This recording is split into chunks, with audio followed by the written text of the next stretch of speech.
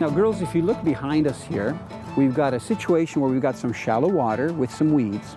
And if you were to fish on the bottom, your bait would probably get caught up on the weeds, or your lure would get stuck. So the best way to fish here is to use a float. Now when you use floats, there's different ways you can attach your float to your line. And what I've got here, this is a snap-on float. So watch how I've attached it here. It's kind of neat. I have two pieces of surgical tubing, one there and one on the bottom.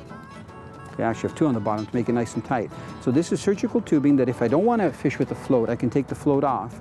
But if I want to use the float, I just stick the bottom end into the surgical tubing and I stick the top end into the surgical tubing.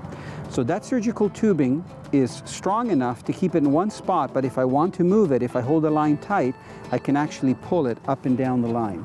So the reason I'm using a float that snaps on and stays in the spot where I put it is because I'm not going to be fishing very deep. So where we're fishing here, the deepest I would probably fish is about 4 feet. So there's my hook in my left hand and my float about 4 feet away or shallower.